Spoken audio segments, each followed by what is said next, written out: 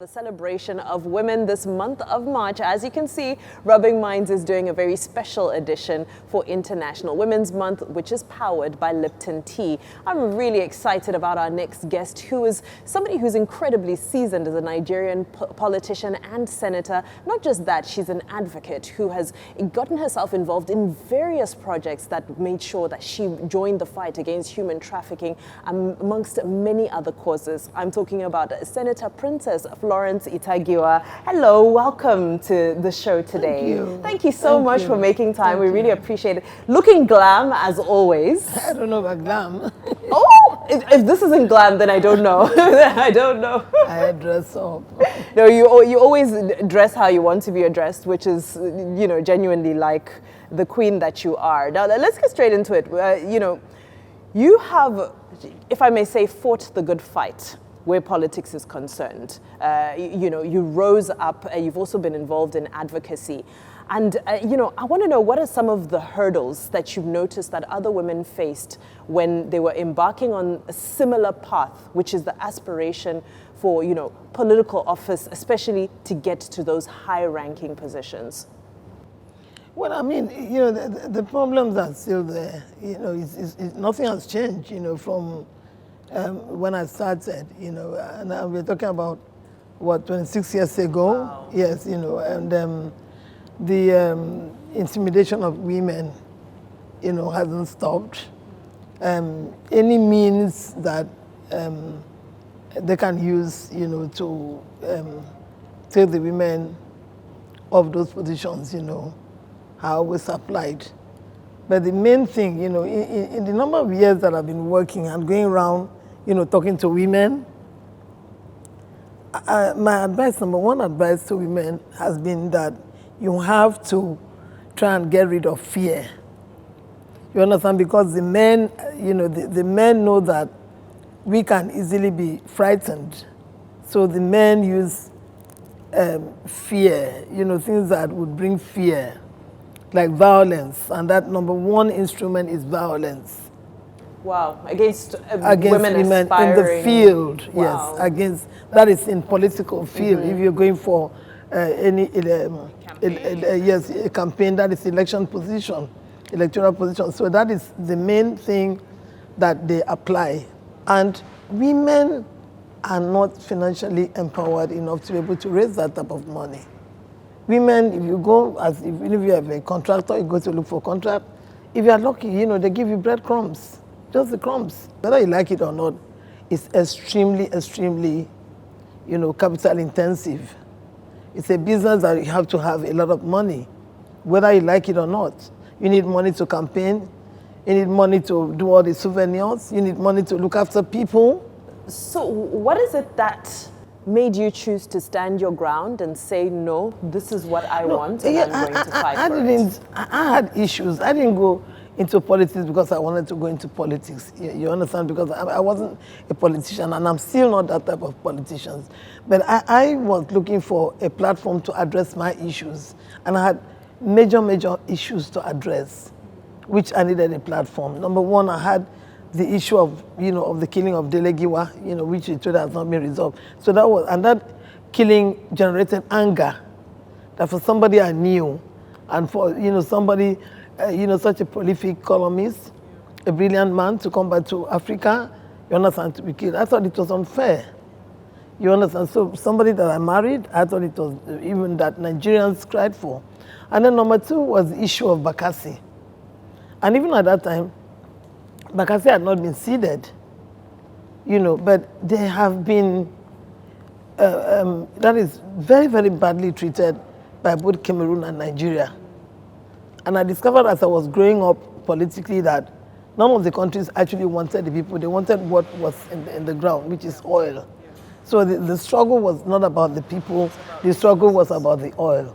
Because for an oil-producing area, there was nothing, zero development. When I now grew up, went to House of Rep and then now started seeing what was going on there. So I saw all those and I felt that I needed that platform. And I must say that the platform of politics has been very, very useful for me in dissemination of information, in the platform to struggle and fight for my people. I've used the platform a lot. And of course, to fight women's issue, but I've not succeeded. That's the problem, because the powers that be are still too strong, for women of this country. So instead of improving, they weaken the women more. One of the popular hashtags at the moment is he for she. And, how do we, because it's almost like there's two different types of men, groups of men that we're speaking to. There's those who understand and say, well, give these women a chance. And there are those who are just like, what are these? These women have been shouting for a long time. We don't really understand what it is they want. How can we all be a part of making sure that they also understand that they being the men, let me not leave them out, they being the men, that they're a very important part of this. Like you said, 26 years you've been in politics, and you personally don't feel that there's been much change. I think, when I tell women, because I really don't like to sit down and discuss men, because for me, they don't represent my issues anymore. Wow. Which is, and it's not just about me, but for me as a person, as Ita-Giwa, as a person, I have a long time ago taken out the issue of whether you're a man or a woman over the years, and even that is why, I've been preaching for women to be very, very strong, because I cannot sit down and waste my time to discuss whether men like you or not. Then that is a greater sign of weakness, that you're unable to thrive, you're unable to survive politically, you're unable to get anything, because a man likes your face or doesn't like your face. For me, this country belongs to all of us, so, and it's about, being strong and being firm and standing up to say that I'm not here to push you out, hey, but allow me space for us to complement each other. But everyone knew that I'm always known as a troublemaker. Even in my state of origin, I'm known as a troublemaker. And you are a troublemaker because you are asking for what is rightly yours and what is rightly, what should rightly belong to your community that you come from, or for the women. So if women, but they intimidate women, they silence women. You understand? Look at Nigeria. Women are in government and all that. We don't hear women because they silence women. So we're hoping to see a shift where these women can find their voices. And being out there, talking for women, talking for children, talking for the youth, talking for people, does not make you less a woman. I am saying here today that I'm so happy and proud to be a woman. If there's anything like reincarnation, I'll come back a woman. I'm a Calabar woman. But hey, wait a minute. What has to be done, whether I'm a man or a woman. Yeah. And that's why I keep preaching, short of sounding like a broken record, that women have to be strong. And that's why I don't even believe in the affirmative action. You understand? I believe affirmative action, yes, but with amendments, only political appointments, which by right should not even be 35%, should be 50-50. Because we all work. Do you know the efforts that women make for people to win election?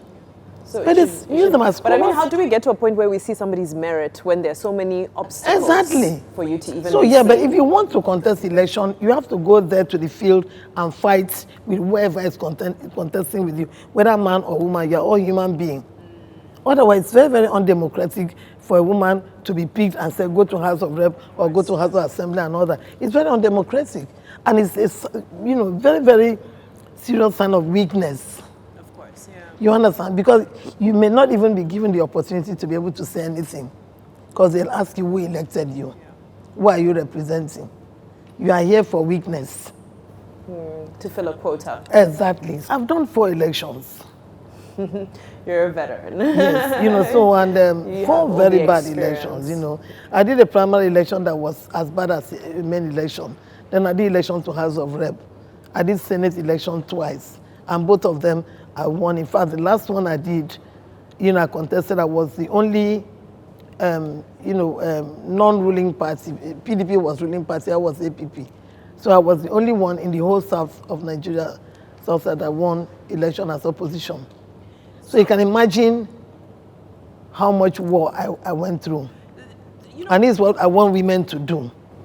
To get ready. And I think you're answering the question that I want to ask you is that with all of this experience, celebrating this wonderful 74th year of your life, if you could pass on one piece of advice to the women watching right now, what would it be? No, I'm still saying the same thing. You understand? The women must conquer fear.